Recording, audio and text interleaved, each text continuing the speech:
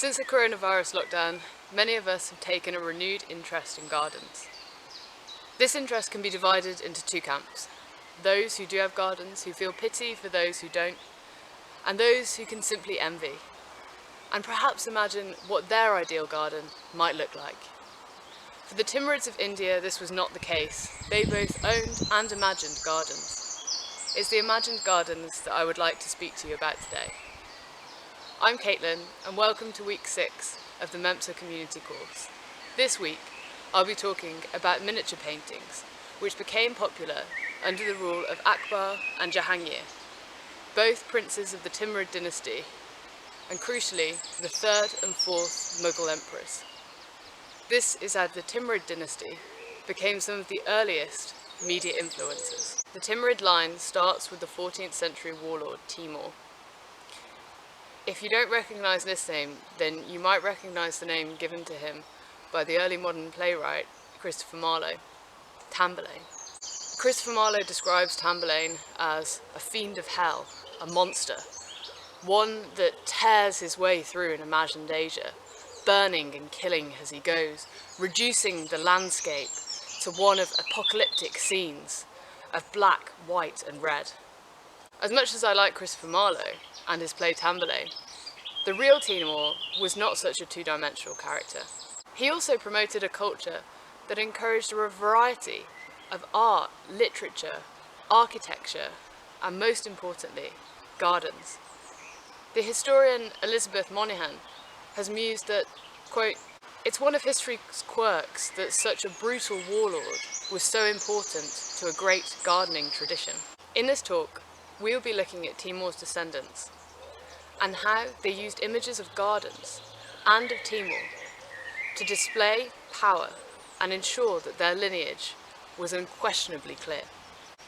We will be looking at 3 paintings of gardens around the time of Akbar and 2 under the rule of Akbar's son, Jahangir. Akbar's rule was from 1556 to 1605. So, around the time that Elizabeth was on the throne here in England, give or take a few years. Under Akbar's rule, the Mughal Emperor flourished, especially in the field of miniature painting and court history. This first image, a double-page spread, depicts Timur holding court in a garden. The image shows a vibrant scene of courtiers conversing, others preparing and eating a variety of dishes, a servant decanting wine into elaborate glass bottles, and a select few seeking audience with Timur, presenting him with gifts. The expensive lapis lazuli pigment, often reserved for the Virgin Mary in contemporaneous Western art, is used generously here, and the outskirts of the scene are gilded in gold. Note too that the garden is closed off, walled and gated. Also that the real vibrancy and colour is reserved not for the flowers, but for the courtiers and for Timur, who are the focus of this exclusive garden. Hold on to this point about the courtiers and flowers, as it's one we'll come back to a little later on. The image captures a moment of plenty, of harmony, of paradise. But it's also a moment that never happened. As this painting was commissioned in 1551, 2 centuries after the rule of Timur. Why would an image of Timur then be so important to the Mughal emperors? And why present Timur in a garden? Bear with me while I try to explain. Babur, the first Mughal emperor, was on his father's side a direct descendant of Timur, and on his mother's side a descendant of Genghis Khan. This significant ancestry and political description at the time led to Babur being driven out of his homeland in Turkestan in his early teens. In her book Imperial Identity in the Mughal Empire, Lisa Blabenlila explains that Babur and his descendants, the first Mughal emperors of India, felt, quote, "a shared sense of loss that would profoundly influence subsequent generations. The carefully constructed, narrative of imperial origins was founded on communal tragedy, on the shared trauma of defeat and exile. So, Timor is used as a point from which to begin this narrative of imperial origins. By presenting Timor in garden scenes such as this, people could be reminded of the Mughal emperor's powerful origins. The painting also explores the notion of paradise, the etymology, the word paradise being a translation of the old Persian word paradisia, referring to a walled garden, peri meaning around, and daisia, wall. We can even see one of the streams in the foreground.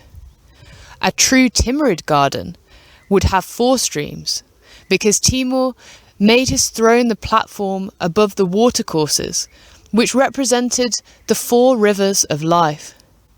These rivers echo the rivers of the Quranic paradise: water, milk, wine and honey. So where does Akbar come into this?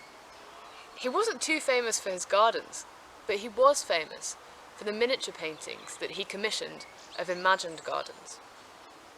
Despite being illiterate, Akbar knew, as we do today, that controlling your image through media can mean the difference between success and failure. 400 years ago, Akbar had 2 mediums which he patronised that could do this: writing and painting. This second image is Akbar presenting a painting to his father, Humayun. It's an incredibly busy scene. Can you find them? Let's start at the outer wall. The horses bend down with relief as their masters dismount. The pungent smell of the rider's sweat mingles with a far more alluring smell of slow-cooked tagine that beckons us inside the first door. Here we find courtiers arguing over poetry, their conversation somehow in keeping with the drummer's beat. Others mesmerised by the simplicity of sand falling inside the European hourglass, and one willing that pesky peacock to fall out of his precarious position on the branches of the tree. Within the second enclosure, you mount the stairs and the noise from the musicians further up becomes overwhelming. The sound from the harp and the flute fade in and out as the sitar players reach their crescendo, accompanied by the violinist and a rather young-looking tambourine player. As you reach the heady heights of the musicians' upper balcony, you look across and there they are, Akbar presenting his father with a striking painting of a garden. You realise you can't go over. The treehouse is reserved for father and son. The tree, and perhaps nature itself, guarding these formidable Timurid princes, protecting them in its leafy arms. What we can see from this painting, and the painting within the painting, apart from the incredibly elaborate treehouse, which I would love to have in my garden, is that Akbar, as he becomes emperor at the age of 14, is thinking about the importance of painting and the power of what it can show. It's safe to say, if you were Akbar today, you'd have quite a few followers on Instagram.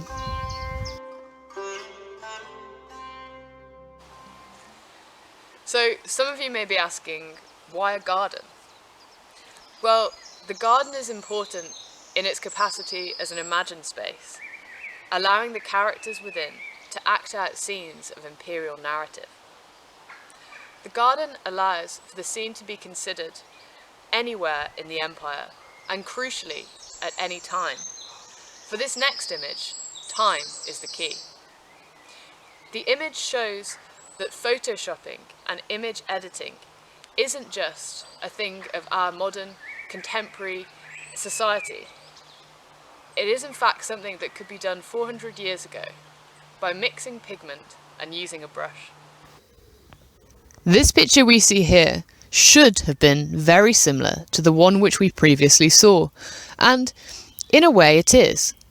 Humayun and Akbar are conversing. Perhaps Humayun is tipping his son off on how he can advise builders to create the best looking pavilion. How does this picture differ then? What's changed from the father-son interaction we saw before? Well, if we look closer, we can see that it's not just the two figures of Akbar and Humayun that occupy the pavilion. There are another two who were added later, as this painting underwent changes until around 1628, 73 years after the painting was first created. So, who are the additions then? Can you guess? Your clue is they're related. One is Jahangir, Akbar's son, and the other Jahangir's son, Shah Jahan. It was under Shah Jahan's rule that one of the 7 wonders of the world was built, the Taj Mahal. Using this garden scene, the space becomes timeless, allowing 4 generations of Mughal emperors to meet one another, something that their human lifespans never allowed them to do in reality. At this point, you might be wondering, why do the emperors feel the need to edit an image 73 years after it was created? What's the benefit of this edited image? The answer to this lies in who was viewing it. This painting would have been held and displayed at court. So who was looking at it? The courtiers, the emissaries, the visitors to the court, and those who held power. It were these figures, rather than the common people, who posed potential threats to the emperor's rule, and who needed to be reminded the most of the Timurid dynasty's power and particular right to rule. If we look closer at the painting, we are reminded that the courtiers are not allowed in the central pavilion. Like the previous treehouse image we saw, we have an outer wall and then an inner wall, separating people into ranks. Like the previous picture, the trees enclose the image, adorning the background on either side of the pavilion, framing and drawing attention to the centre, where the princes sit. For more information on who is outside of the central pavilion, the British Museum has a great description of some of the other characters. The link's on your handout. Why this green space then, when the emperors could be depicted at any palace, or just simply at any definite location? Well, there are several reasons for this, but perhaps the most important is the fact that the Mughal court was peripatetic, meaning it moved around. In presenting Akbar in these gardens or green spaces, he could be anywhere in the vast expanse of the Mughal Empire. Becoming, through these liminal garden spaces, an almost omnipresent ruler. Abul Fazl, Akbar's court historian and biographer, who wrote the Akbarnama, or History of Akbar, does much to increase this idea of omnipresence, and describes him in a deified manner. Now, when we think about cultural appropriation, we perhaps think about Native American headdresses at festivals, or Beyoncé's traditional Indian dress and sari in Coldplay's Hymn for the Weekend. But what we might not think about is the appropriation of Christian myth by the Mughals of India.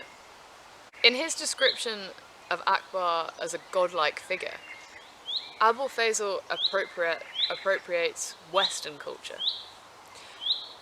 Unsatisfied with simply delineating Akbar's lineage from Timur and Genghis Khan, Abul Fazl traces Akbar's lineage back to the biblical Adam and to the princess Alankwa, whose divine conception deliberately mirrors the stories that the visiting Jesuits would have told about their divine conception of the Virgin Mary. By assimilating Western culture into the heritage of Akbar, Abul Fazl creates his divine emperor.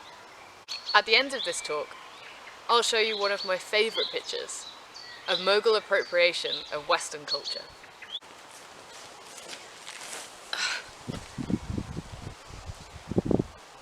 Another way that Abul Fazl describes Akbar in this divine manner is by associating him directly with the landscape.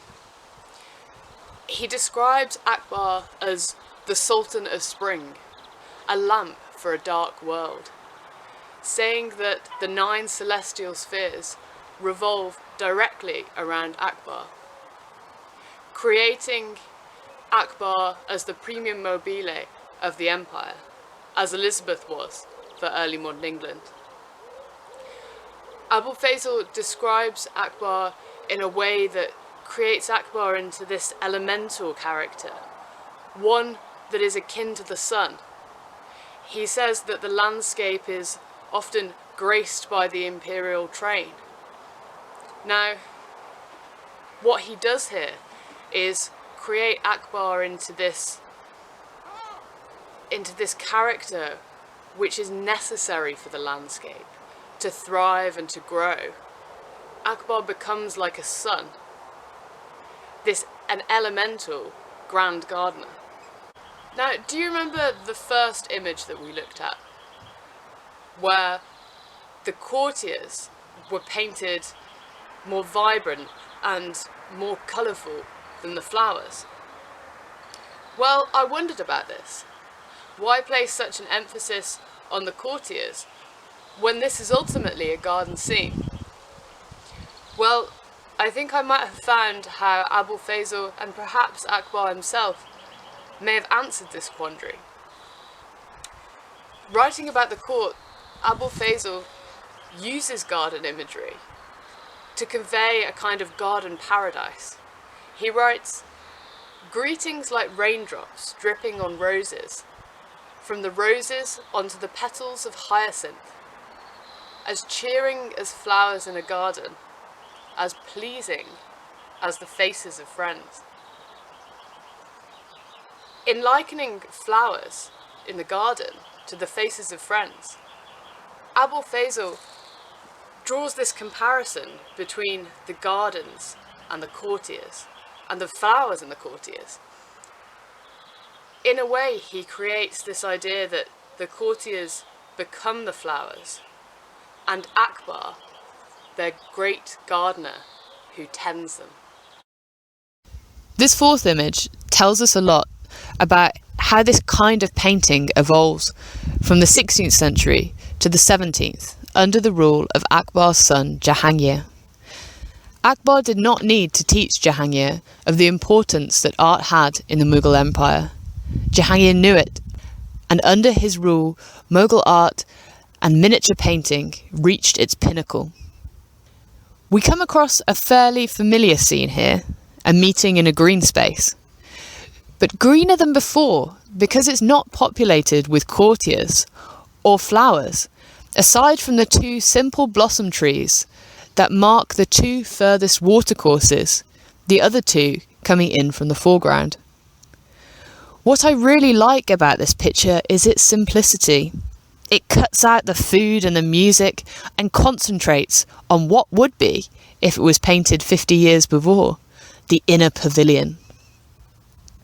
Now, the seated characters in this image are related, surprise, surprise. The 2 in the foreground are Akbar and Jahangir, and the 2 seated closest to the throne are Babur and Humayun. So that leaves the character enthroned in the centre. Who could it be? Let's remember for a second that these 4 emperors never met like this. And this is, of course, an imagined space. Let's remember too that this is a timeless space to demonstrate the powerful lineage of these Mughal emperors.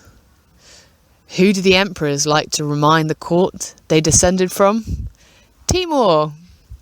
Yes, this image shows Timur meeting the Timurids of India in a meeting that stretches 3 centuries of rulers. It's somewhat refreshing to see how these images are knitted and edited together, because it's something that we think of as almost specific to today's society. If we think about fake news or BBC's recent drama The Capture, which involves changing moments in time and manipulating them. Okay, as promised, the last picture that I'm going to show you is cultural appropriation to the max. You may be able to recognise him by now from his telltale side curl. It's Jahangir, sitting on top of a European hourglass throne. This picture echoes Abul Fazl's description of Akbar as, quote, a lamp for a dark world. Jahangir is placed in the centre of the image, encircled in gold leaf as the sun adorns his head in a halo. Above that, the two angels at the top come straight from the influence of European art. Both turn themselves away from Jahangir's brightness, one even shielding his eyes. This gesture would have been particularly troubling for a Jesuit or a Protestant visitor to the court, because the angel shielding itself from one that was not God was pretty blasphemous. Christian depictions of these beings only had angels shielding themselves from God's divine light. What the artist Bachitra does here is take from the most compelling scenes of Christian art and apply the same iconographic techniques to Jahangir, deifying him in a European and Mughal context. If we look then further down at the painting, to the angels below, they're busy writing, Allah is great, O Shah, may the span of your reign be 1,000 years. If you'd like to read more about the hourglass and its relation to Mughal astrology, please take a look at Dr. Ursula Week's short blog entry for the British Academy. The link's on your handouts. Now, you've had some time to look at the painting. Can you see the King of England, James I? The first time I saw this picture, I thought, James, what on earth are you doing there? To answer that simply, paintings and woodcut engravings of the English king would have passed through the Mughal court and been copied by artists there. A more appropriate question would have been, James, what on earth are you doing there, in that position, in that painting? This painting is to show that Jahangir favours his religion and piety over the kings and sultans of other countries and continents. He's giving a gift of a book to the Sufi Sheikh, a Muslim holy man and teacher. Below him is an Ottoman sultan, and below him James I. And finally the artist himself in an incredibly detailed self-portrait. Instead of the usual sitters that we have seen in the images before, such as past emperors, Babur, Humayun, Akbar, or even the famous Timur, we have an image that's evolved from displaying past rulers that establish and present inherited power. In their place, we have a selection of faces that present Jahangir on a global level, literally and figuratively above Ottoman sultans and English kings. What I hope to have shown you through these 5 paintings is the Mughal self-fashioning, but also how Akbar and Jahangir in particular were intensely aware of the power that these images could display. These rulers, these emperors, still exist today in the miniature paintings, talking to their descendants, passing down books, passing down knowledge, and existing in this paradise garden, one without the restraints of time and of place. Before I go, I would like to thank Anna Rose and Charlotte for all the amazing work that they've done putting this course together and just giving us a bit of continuity in life under lockdown. If you have any questions, please find me on Twitter if you have Twitter. The link's just below. If you don't, you can comment in the YouTube comments, or you can email MEMSA in the usual way. Perhaps you'd like to know why Akbar was illiterate. Thank you for watching. Goodbye.